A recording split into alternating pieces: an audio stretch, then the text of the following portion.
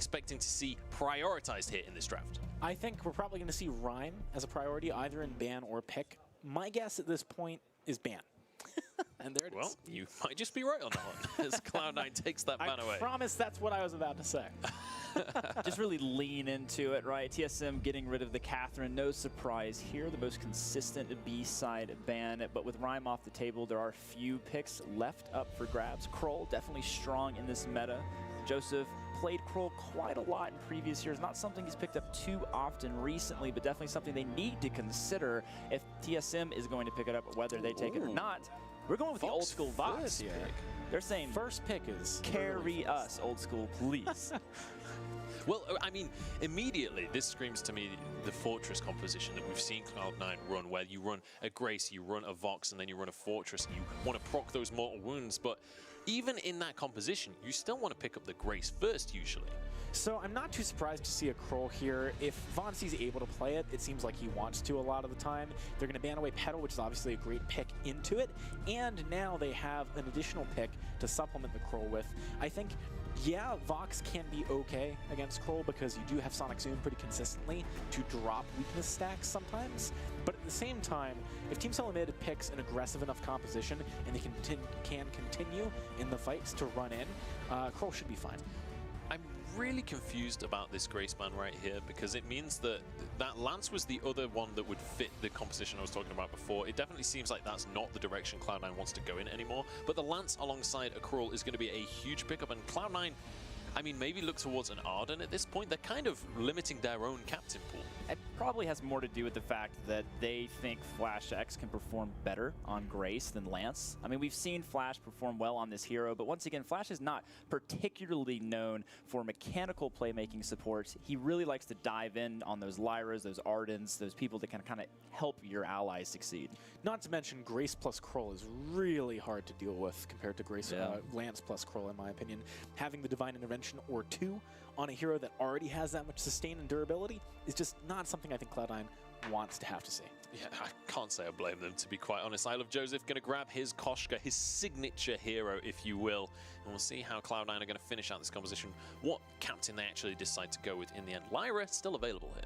Lyra's still available, Arden as well, but you got to be careful if you pick those heroes because Lance can lock you up, especially when you do a gauntlet or anything like that. Risky to pick up this Koshka, though did not really pay off, and even though Rhyme is banned, Kroll still plays quite well into this pick, so Cloud9 really going to have to turn up the volume here in this game and get a much larger lead. Hello, Fortress. I wonder if we might see like an Adagio out of the lane or something from Team SOLOMID. They can really play slow fights if they want to, if they just get to that stage of the game. So maybe leaning into that makes sense. I do think that there's a potential here for Cloud9 strategically and tactically to focus on just killing Kroll at the beginning of these fights if a hard enough carry isn't picked by Team SOLOMID. I think one thing TSM could heavily consider is going Scarf here. There's not really a reliable way to keep Scarf from ulting, and if TSM can get to the late game, as long as he can block Koshka's Yummy Catnip Frenzy, a max ultimate Dragon's Fire Breath coming out of Scarf could be devastating for Cloud9. It's something that they're going to go with the Celeste, actually. So this is way riskier than Scarf in the essence of how Celeste actually works. Koshka can get on Celeste. She's not going to get as much barrier from that ultimate. She certainly is not. Well, that is our draft done and dusted. It's time to jump on into our game between Team SOLOMID versus Cloud9. Welcome back to the Amazon Mobile Masters Las Vegas, brought to you by Pete's Cold Brew and Amazon Fire. It's time to jump into Team SOLOMID versus Cloud9. We've seen the compositions coming on through. Thoughts going into this one, gentlemen? What are the win conditions for these teams? You know, I think Team SOLOMID should probably feel pretty good here. Yes, there's a very aggressive composition coming out of Cloud9, but this is very similar to the first composition Team SOLOMID played in the Gauntlet. They've got triple stun, triple crowd control. They know how to play that, and if your enemies are just running on top of you, if that's their game plan, where those stuns need to go is not that complicated. I'm sure Team SOLOMID will be able to execute here. Yeah, and I mean, Team SOLOMID is a team that we know for execution, right? They know to identify their win conditions and play to them. And when we speak about SOLOMID, I have to remind everyone that they are looking for a victory right here. If Team SOLOMID can win this game, they will crown themselves the champion of champions. Cloud9 fighting for their tournament lives, hoping to get a bracket reset, hoping to start things from scratch once again. I'm really excited to see this skill matchup coming out of TSM. We talked about them potentially going for the Scarf pick, which is a little bit of a safer kind of like, I can win Dragon's Fire Breath team fight, but the core collapse accuracy is going to really be the story here from Best Chuck. If he can really help lock down Old School, it's going to be very difficult for Cloud9 to win. Old School not getting it this time with the auto attack. I was ready, man. Old School had managed to get that with a basic against a Smite. That would have just been unreal. Unreal. Absolutely unreal. And unlikely, of course, VainGlory understanding when to pop that ability to secure the Elder Treant. But Old School, he's known for Vox. This is the hero that originally he made his name on some many moons ago. Definitely very skilled at playing this hero, and oftentimes what Cloud9 goes to when they feel like they really need a victory. Well, we're going to see Best Chuck arriving back into the lane. And this is one of the beautiful things about Celeste. Even early in the game, it's very difficult to get pushed underneath the tower. You can clear those waves so effectively. And Fortress doesn't really offer much to teams in the early game, especially as a captain. Doesn't have any AoE clear. He does have a couple abilities to, speed up his teammates and whatnot, but no sustain or anything to that nature. So the early game for Cloud9's a little weak in the lane. They should focus a little more in the jungle. Might have a fight developing here as both teams have rotated down their laners to deal with the Elder Treant. The root does not land onto anyone. Neither team also letting it fully reset, which is interesting. They both definitely want something to happen here. They want that Treant. Very low on energy, though. It's kind of difficult for Team SOLOMID to fight on even footing here. Also, VainGlory's bailed. He's out of there. He's doing his backs right now, so Cloud9 are going to be able to walk in and take that one. VainGlory has no time for the Elder Treant. He's got things to do, guys. This is not the first time we've seen VainGlory ask his team to take care of business while he goes and farms. It's actually very strategic, right? Like in the sense where the lane is somewhat stalled out in the middle, there's nothing being pushed into the turret. It does afford Best Chuck to be able to come down, help duo contest. It is distracting all three members of Cloud9, while VainGlory gets a little bit of a leg up in terms of the farm.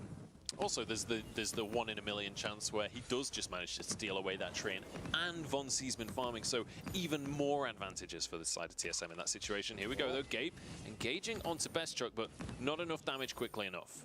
I mean, there is a lot that can come out from Fortress plus Koshka.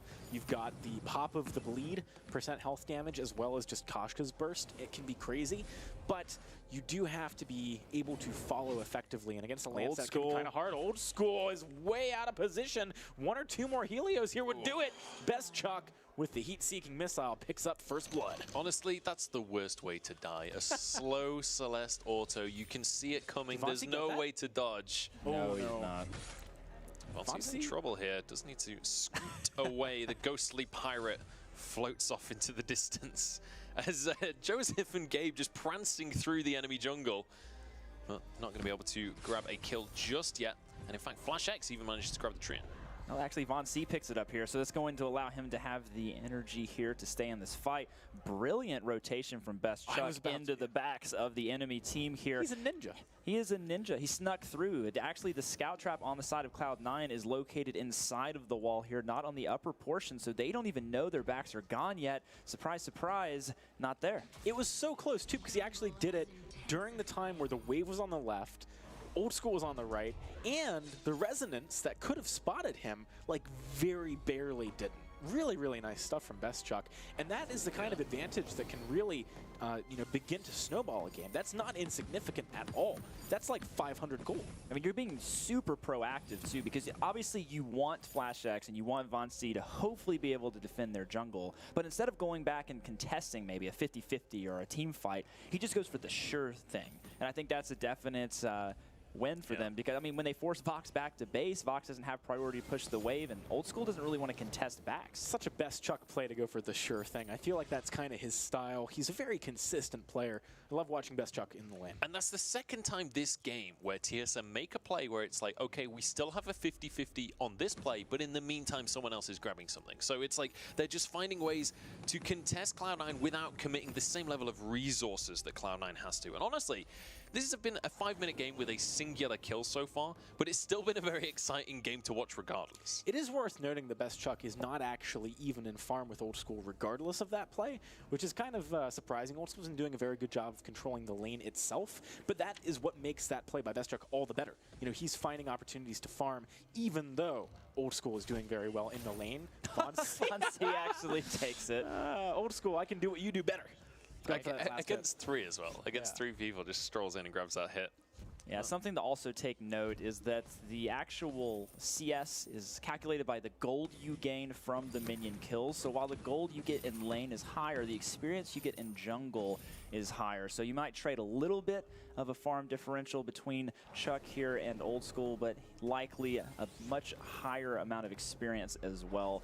TSM, though, just playing a really clean game here. We talked about the fact that Cloud9 really needed to get some early game advantages with this Kashka. It's just not happening, so they're going to definitely have to pivot with their strategy a bit here and say, you know what, it's okay, we didn't really get the advantages we wanted in the early game, but now as we transition towards the mid, we're going to wait for that level 6 from Gabe. We're going to try to dive the back line and basically dare TSM to stand their ground. All right, and if you're TSM, then how do you fight against that dive? Where do you want to be positioning? Where do you need that fight to happen? Ideally, you're in a choke point because you've got a Lance. It's very easy for him to land good Githian walls that way. But to be honest, I think it's going to be hard for Cloud9 regardless of where they pick the fight, just because of the fact that there's so many stuns and crowd control abilities on Team SOLOMID. They can just use them as Cloud9 initiates, and they can also use Githian wall to buy time if one of them is on cooldown or something like that, because it just knocks everyone from Cloud9 who's trying to dive onto TSM away. So, oftentimes, when you throw your Hell's Heart, you want it to hit, right? Like, you want it to stun. There's a world where if Old School had not blocked that because of the rotation from Joseph coming out, that a TSM dive to follow up on that Hell's Heart could have actually been devastating for them. They didn't have vision on Joseph, and he was walking up to lane with a healing treant on him too. So kind of an interesting moment there. Perhaps Old School blocking that actually would have given them an opportunity. But, of course, once again, TSM, it's VainGlory. He doesn't care. He's going to throw the sword under the turret and dare you not to block it anyway. So I like the play style, but Cloud9 definitely needs to watch out in that top brush. VainGlory loves it up there. Goldmine attempt started here by Cloud9. Team SOLOMID knows it's going on. They want to respond. Here comes a fight, potentially. Attack and pack gets popped. VainGlory, he's so low right away, and he does not find the kill onto Joseph. TSM on the back foot immediately. They might try and steal away the gold miner. Low energy on members of Cloud9 as well, but here comes the another initiation. Flash X, Githian wall to stop Chuck from taking too much pressure. The gold mine did not reset either, so Cloud9 should be able to pick this one up. 400 gold collected for Cloud9. Yeah, smart move there from Flash X not to contest. If he goes in with the impale and misses or doesn't get the last hit, ideally Cloud9 will be able to take him down, especially with the speed up there. Truth of the Tooth from the Fortress. Unfortunate, though, VainGlory going a little early from Hell's Heart was actually only a couple of seconds away from cooldown, so if he would have survived a bit longer, he would have been able to make the play, but not wise to fight on top of the Wolves. TSM, you guys know this. Like, at this point of the game, you don't really have the defenses in place to really go up against Attack of the Pack, so once it comes out, you should probably peel out until you kill those little minions there. Honestly, also, just the shutdown that this team has with Isle of Joseph's ultimate, and Old School's ultimate is actually very effective against a Krull if he's low, because he can't get that smite, and that means no heal later on in the fight, no burst heal at least, and that can be enough to finish off a Krull during those kind of skirmishes. Yes, indeed. We'll have to actually see also if Gabe prioritizes an Atlas. I mean, VainGlory isn't going for anything currently, like a breaking point that really stacks up, so they may not find a ton of value in stopping his attack speed, but VainGlory's got to be careful here, caught out on the side on his own. Yeah, he does have the sentry to back him up a little bit, though. This time, not going to be stealing away the Treant either. Cloud9 finds that one. Team SOLOMID are in the choke point. Nice Githian wall. Githian wall. Really good stuff from Flash X so far this game.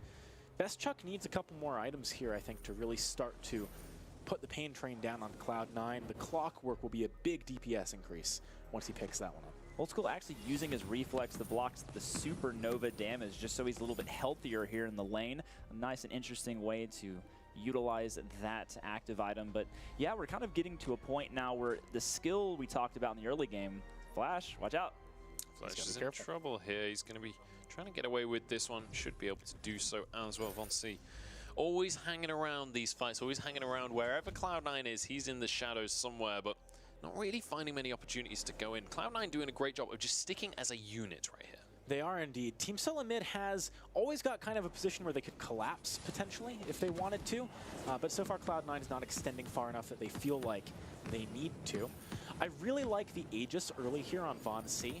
Obviously, a lot of burst damage can come out of Joseph, and I mentioned it before, and you saw it in that previous fight, actually. Sometimes just killing Kroll before he gets weakness stacks and can gain the durability that he gets from that first in the fight makes a lot of sense. So the fact that he's building defensive speaks to the fact that he acknowledges that that's a realistic plan from Cloud9. You know, they are not realistically going to be able to get on Best Chuck very quickly through Flash's Lance.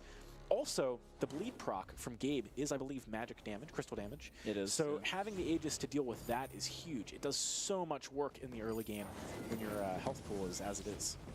Certainly as well. We're 11 minutes on into this game. Only 2 kills have been exchanged right now, and there's a small gold lead of just over 1,000 in favor of Cloud9, but no tier 1 turrets taken so far, and definitely when you've got a Celeste on your team, you're kind of automatically going to have a better siege composition when it comes to pushing a minion wave in. You can burst that tower down so quickly. So potential win condition for TSM is getting those sieges on the go, but Cloud9 very good at starting a fight when that kind of situation happens. Also very good at dodging these Helios. Not a single one landing from Best Chuck, even though he's trying his hardest. With the Clockwork now, he can keep throwing those ones out. Doesn't have to worry too much about energy. So the siege begins from Team SOLOMID. Cloud9 are going to want to break it sometime soon, though. Here we go. FlashX is in a little bit of trouble here. Nice Githyan wall to keep himself safe. Attack of the Pack comes on out, but it's just as TSM disengages, so they will just be cleared away. And everything resets once again. They have to be careful a little bit here, though, for TSM. If they end up in a situation like that again and Githyan knocks the team out, well, found Joseph. Joseph is rooted. VainGlory stacking up the weakness. Smite comes through, but it's not enough to take a kill. And now, actually, VainGlory's on his own against 3 of them. Fountain comes on through, along with his flask. He keeps himself alive. Joseph is on 1 HP, but he walks away just about, and it's going to be old school rooted up by FlashX. There's a Githyan wall. This should be a kill. He could turn it around. Can't quite finish off VainGlory, though, and TSM just narrowly win the fight. Nice hold on the Githyan wall there from FlashX as well, kind of predicting that Old School would use that reflex, that Aegis, to try to block out that stun. Held on to it, knocked him up against the wall, was able to really do some damage there. But the point I was making earlier, and obviously TSM kind of answered it before I could finish it, was they can't afford to knock people out of core collapse, right? They need to make sure they synergize these abilities together. Their impales, their from Hell's Heart, their stuns, they need to all land. Otherwise, Cloud9 will be free to wreak havoc on the backline. You know, there's a big difference in theoretically how powerful a triple stun composition is and how strong it is practically, right? Because firstly, you could put them all on at the same time, and so you only get one of them, basically. Or, like you were talking about, you could knock someone away or somehow manufacture a situation positionally in the team fight where it's not very effective. To be able to execute on triple stun, you really need to know what you're doing. Team SOLOMID certainly does. Definitely do. Well, this first tier tower is getting awfully low for the likes of Cloud9 right now. And one more minion wave could be enough for Best Chuck just to finish that one off and take that objective for themselves. Doesn't quite get in range with that Helio, unfortunately.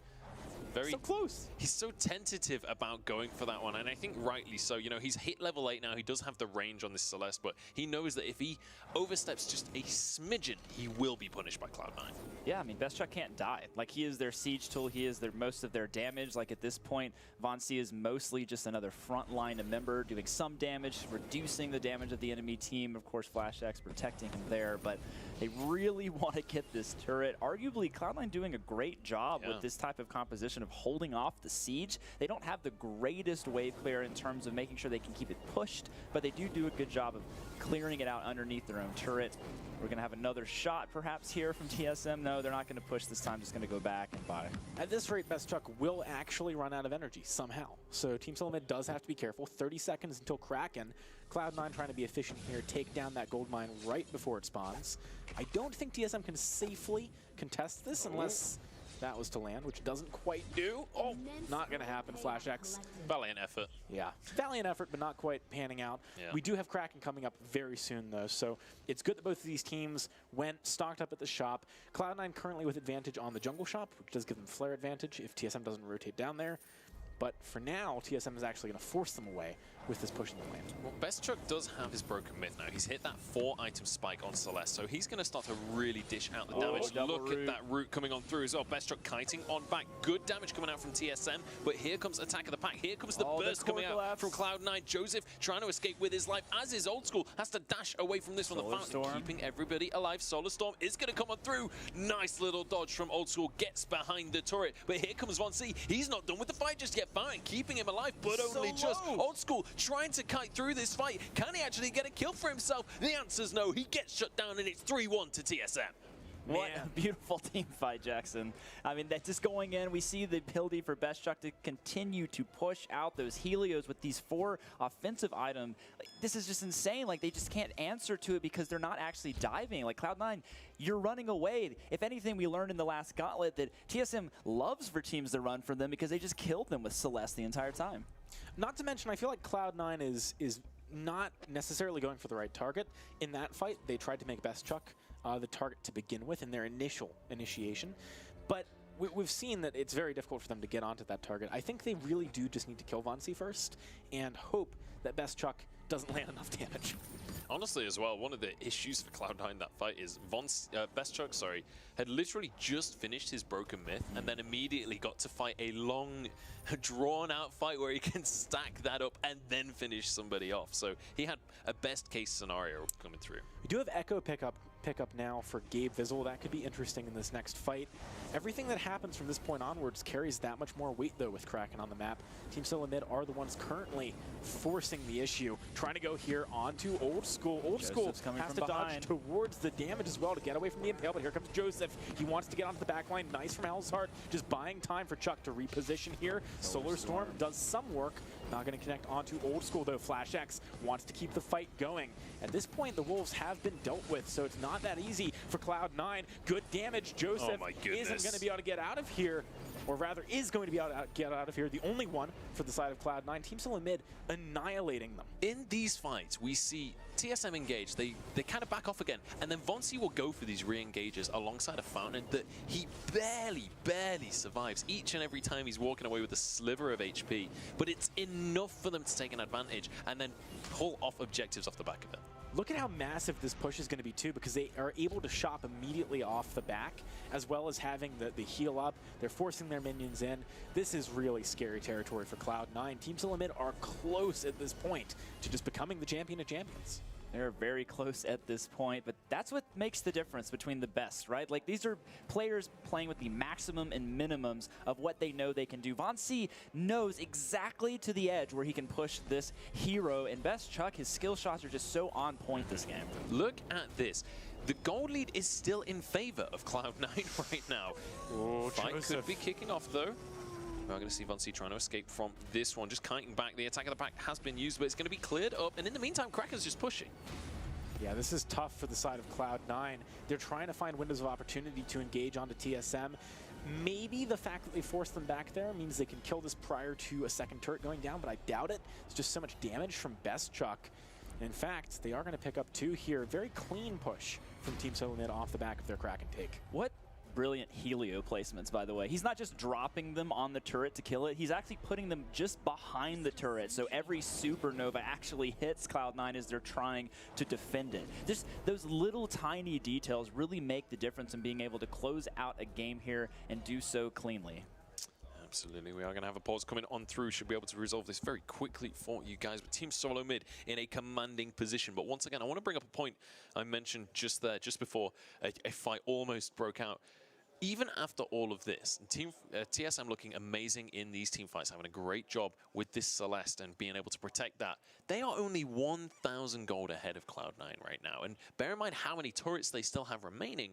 If Cloud9 can win 1 or 2 team fights, they can swing this very heavily in their favor, just straight off the back of that. Yeah, the efficiency of the gold lead, though, for Cloud9 is not quite as meaningful. So the ability for Vox and Celeste to utilize any kind of gold lead is quite massive, right? But when we look at heroes like Koshka or Kroll, gold in their pockets means far less the later you get into the game. So what you'll see is a transition. You'll see Kroll actually pump a lot of gold into defense so he can survive long enough for Celeste to be able to kill everybody. But on the other side, you'll see something kind of similar with Koshka and Fortress being that front line, allowing Old School to stack those breaking points to be able to kill. So both teams having similar goals, but the way they accomplish them quite different. Yeah, Kroll is more about subtracting gold from your enemy with the weakness stacks than actually utilizing your own to do a lot of damage, for sure. We are back into the game, though. Team SOLOMID so close right now to becoming the champion of champions. We are absolutely back on into this game, and Team SOLOMID looking fantastic. Cloud9, they're wanting to hold on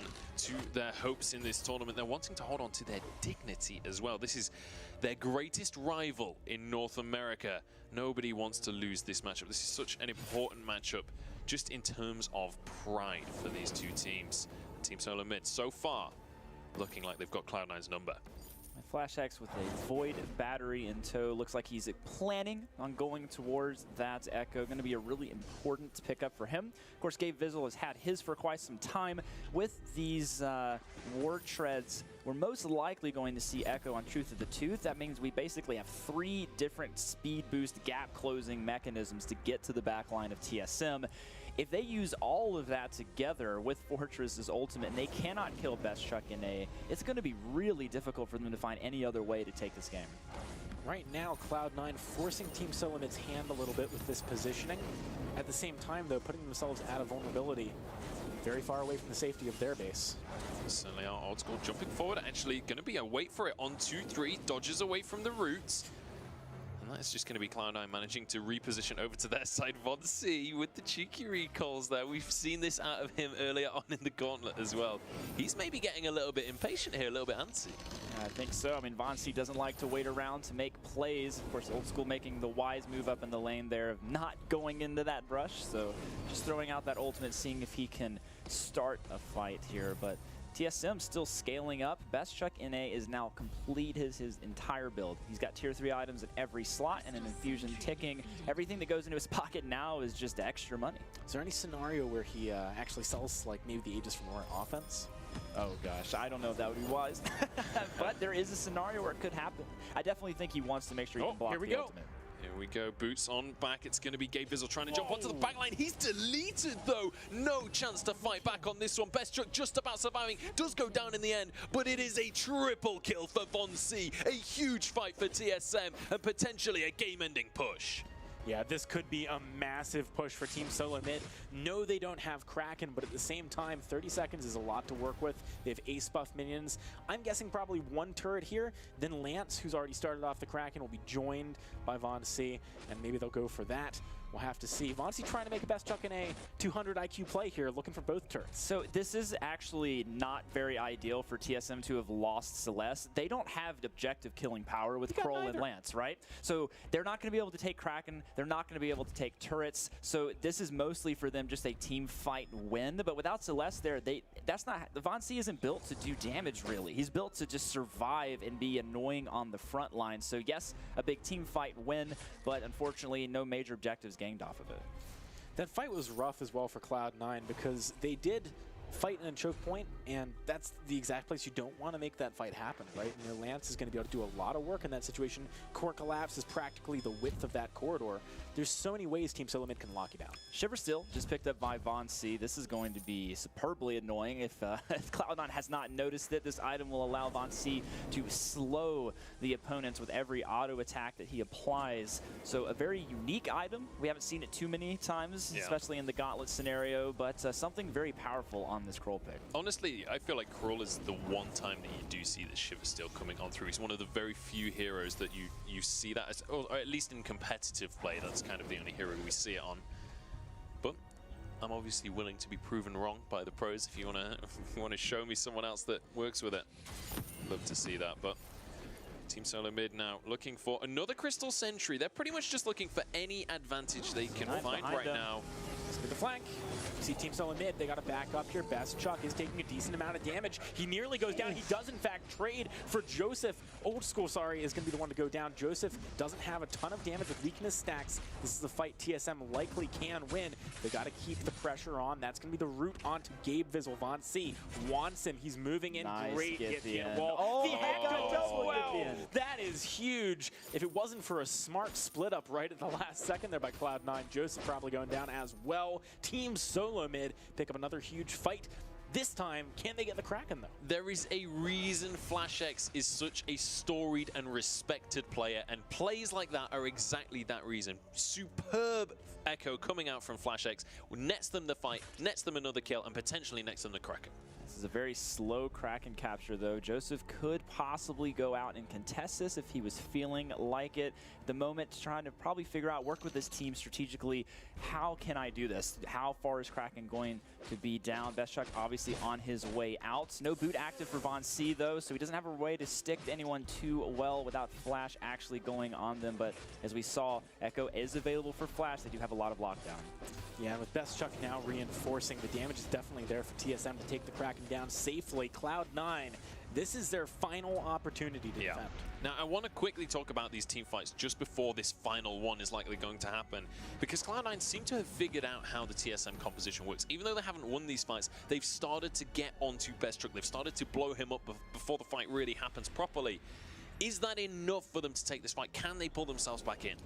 It's tough. I mean, VainGlory with weakness stacks is very rarely going to lose a 2 versus 2 against Joseph and Gabe. So at the same time, I think really they need Old School to live. You know, it's just got to happen, as tough as that is to make happen. Without it, they just don't have the damage. Yeah, they don't have the damage. Gabe is going to echo his ultimate there so they can make sure to have it back in time. Cloud9 using it again, going for the engage. Guys chucking A. Fight. This time it's going to be VainGlory on the focus right now, but it's actually Joseph on the back line managing to grab himself a kill. It's going to be a route coming on down, and it's a 1-for-1 trade, but look at VainGlory's health bar. This could be huge for Cloud9 if they can just finish off the kill, but he's surviving narrowly with his life, trying to get away, but there is no escape from the jaws of Gabe Vizzle. FlashX trying to walk away, but there's a Kraken pushing in the base. All he has to do is buy time. FlashX trying to kite around, trying to jump over walls, and he will be able to echo his roll. Beautiful. He even gets a route to block Gabe from recalling. Wow. We need to see the Kraken right now. It's going to be Isle of Joseph trying to finish things off. Gabe Vizzle chasing down FlashX. This is such a ridiculous fight. I don't know if they can stop this. I think they can. Joseph won't quite have enough of a hard time taking down the Kraken. It's going to be close. It's very close. Just about got it, I think, but that was the definition of skin of your teeth right there from Cloud9, holding on to this game, though. So important that they actually took down Old School, though. Like, we're always losing a carry almost at identical times during these team fights. If that doesn't happen, this entire game is just changed one way or the other, or potentially even over, because Vox and Celeste, they're the primary damage sources for these teams, and they both keep going down so quickly. But we saw Cloud9, they successfully got onto TSM during that team fight. A large portion of that, though, is because I would have to say, while TSM was making the right move by playing back, they would have been better off retreating into the jungle at some extent. They're just running straight down the lane. There's no way for them to truly core collapse or Githian wall the team into a corridor. Instead, it's just open season for Koshka to run behind Celeste and do all the damage. When we take a look at the scoreboard right now, you can see what TSM's strategy is just by the scoreboard alone. Old School is 2-7 right now. He's not having a fun time this game because every single fight, TSM just dive straight onto him and try and force that kill. And it's kind of a race of who can kill the enemy carry first, but we've got to remember, there are no turrets remaining for Cloud9 right now, so the conversation of a backdoor has to be opened up once again. The benefit, though, is that because the only person who can really go over the back wall is Lance, at least they just can keep vision out during their choke point. Yeah, that is a good point. Lance certainly not a hero that's going to take that down by himself. Here comes the initiation, though. Joseph on the back line trying to find Chuck yet again. Chuck is able to get a lot of distance here. Solar Storm through the entire team. He finds the first kill. Joseph to go down. Old School still alive, though. Weakness stacks are really messing with his ability to fight, and he is going to fall. Cloud9 do not get aced, but Team SOLOMID have 2 members up. I think that's game. Crystal. I think that is game. It's going to be VainGlory charging this one in. It's just Gabe Vizzle left. Like, the only option he has at this point is to sell something by Atlas. You're going to have to stop the attack speed. Nope, he's going to get something different than Atlas. A poison shiv. I mean, and he's going to celebrate the victory, I think, with TSM full here. 30 seconds on the death timers right here for Cloud9. There's no way that Gabe Vizzle can stop it. He knows it. He knows what's going on right now, and Von C will be able to finish the job with his smite. This is going to be the game going to Team SOLOMID, and this is going to be the Champion of Champions title into their hands.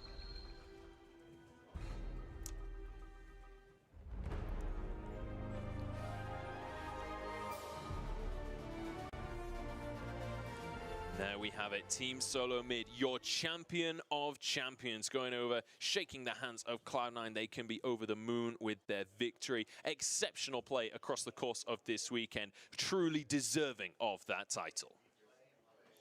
Yeah, absolutely. That was ultimately a flawless day for them. Gauntlet back into the Champion of Championships. Really strong stuff. Let's have a look at some replays, though. You can see just how intense these fights were. One thing incredible to me was just Chuck and his kiting ability, constantly able to make enough space to get the damage down. I mean, these are very rubber band style team fights, right? TSM goes in, Cloud9 backs up, they go in the dive, TSM backs up, and it's just going back and forth until someone can find the advantage. This was a team fight here, so critical as well for them, just being able to kite down into the jungle, and just actually the same position that won them the game was going into this corridor. C9 not remembering what happened for that one team fight. There were moments where Cloud9 looked like they might come back, though, and it is important to remember that this is a rivalry which doesn't end here. It is going to be continued, I'm sure, long into the future. Both of these teams just constantly bashing heads in the VainGlory 8, maybe even at Worlds if TSM can make it all the way there. And we'll have to see if they can. They've managed to secure the title of Champion of Champions. These are their two greatest opponents in the VainGlory 8. We'll see. But this is our final bracket from Amazon Fire. It's going to be Team SOLOMID winning this one out. And let's go and have a word with our Champion of Champions as well. We've got FlashX downstairs alongside Maria. Congratulations, Team SOLOMID. You guys are the Champion of Champions here at Mobile Masters Las Vegas. Things got a little bit dicey towards the end, but you guys were able to once again stay cool, calm, and collected. So just walk me through the thought process during that point. Yeah, that was definitely the longest game that we played. Cloud9, super talented team. They definitely gave it 100%, but at the end of the day, our 100% was better. So not only did you guys have to beat Cloud9, you guys also beat Rogue in order to become the Champion of Champions. What do you think that says about how you guys are playing as a team moving forward into the next live competition? Here we got 4 weeks left of the VainGlory 8. I think that this definitely helped set the tone going into the second split.